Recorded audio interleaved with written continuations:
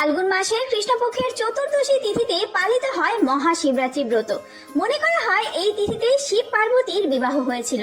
শাস্ত্র অনুসারে শিবরাত্রিতে উপবাস করে ভক্তরা বাবা ভোলেনাথকে দ্রুত প্রসন্ন করতে পারেন। কথিত আছে একটি বেলপাতাতেই তুষ্ট হন শিব বাবা। তবে ভক্তরা মহাশিবরাত্রিতে বাবাকে খুশি করার কোনো আয়োজনের কমতি রাখেন না।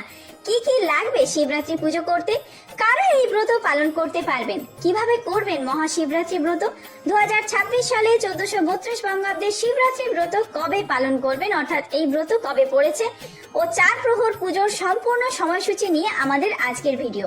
এছাড়াও এই ভিডিওতে আমরা জেনে নেব কি কি উপকরণ দিয়ে আপনারা বাবা শিবকে সবচেয়ে বেশি তুষ্ট করতে পারবেন।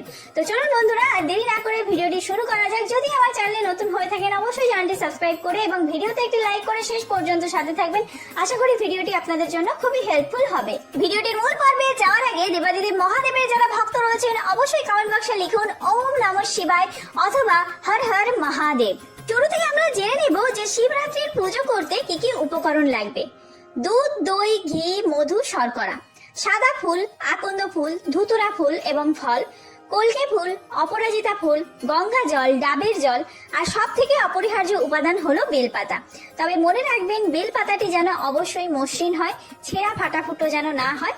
আর বেলপাতাটি আপনারা পরিষ্কার জলে ধুয়েই তবেই দেবাদিদেব মহাদেবকে অর্পণ করবেন। তো চলুন বন্ধুরা, এবার জেনে নেওয়া যাক যে শিব চতুর্দশীর চতুর্দশী তিথি কখন থেকে শুরু হচ্ছে। 2রা ফাল্গুন 15 ফেব্রুয়ারি রবিবার বিকেল 4:48 থেকে। এই তিথি সমাপ্ত হবে 3রা ফাল্গুন 16 ফেব্রুয়ারি সোমবার সন্ধ্যা 5:32। অর্থাৎ এই পরিস্থিতিতে আপনারা যারা শিবরাত্রির ব্রত পালন করতে চান, যারা রাত্রে পুজো করবেন, অবশ্যই শিবরাত্রিতে রাত্রেই পুজো করতে হয়, তারা রবিবার দিন 15 ফেব্রুয়ারি ব্রত পালন করবেন। শাস্ত্র মতে মহাশিবরাত্রির পুজোর শ্রেষ্ঠ সময় হলো নিশীথকাল। এই তিথিতে 4 প্রহরে পুজো করা হয়, অনেকে কোনো একটি প্রহরও পুজো করে থাকেন। শাস্ত্র মতে মহাশিবরাত্রি তিথিতে সন্ধ্যাবেলা স্নানের পর শিবের পুজো করা উচিত। বিশ্বাস অনুযায়ী ব্রত পালনের পূর্ণ ফল লাভের জন্য সূর্যোদয় থেকে শুরু করে চতুর্দশী তিথি অস্ত হওয়ার মধ্যেকার সময় পর্যন্ত ব্রত সমাপ্ত করা উচিত। আবার কোনো কোনো ধারণা অনুযায়ী চতুর্দশী তিথি সমাপ্ত হওয়ার পরেও ব্রত ভঙ্গ করা শ্রেয়। তাই আপনারা যারা শিবরাত্রি ব্রত পালন করতে চান, শিব চতুর্দশী পালন করতে চান, তারা অবশ্যই 15 ফেব্রুয়ারি রবিবার দিন এই দিনটিতেই পুজো করবেন বিকেলের পর।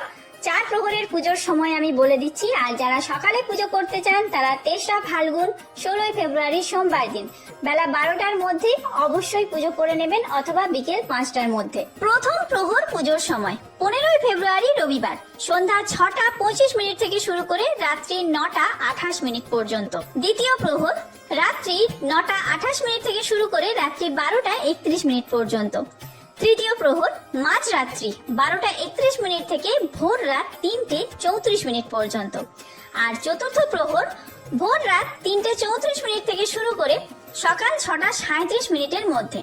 অর্থাৎ এই 4টি প্রহরেও আপনারা পুজো করতে পারেন। আর যারা 4টি প্রহর পুজো করতে চান না, তারা ওই সন্ধ্যার সময় 6:25 থেকে শুরু করে 9:28 মধ্যে বাবার মাথায় জল ঢেলে উপবাস ভঙ্গ করতে পারেন।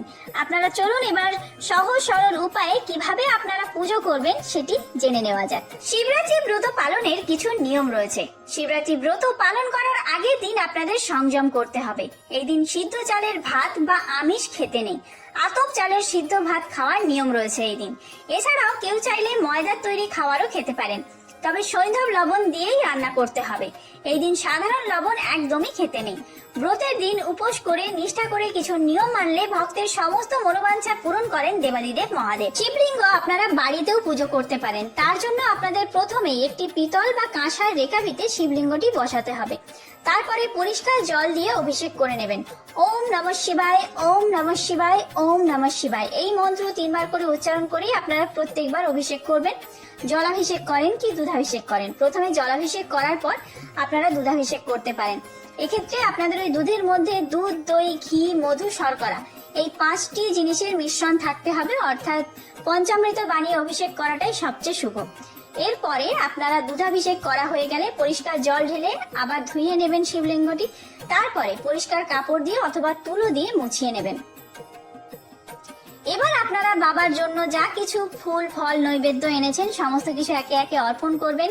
কেউ যদি ডাবের জল এনে থাকেন সেটিও ঢালতে পারেন শিবলিঙ্গে। প্রথমেই আপনারা একটি বেল পাতা অর্পণ করবেন ওম নমঃ শিবায় এই মন্ত্র 3 বার করে উচ্চারণ করে।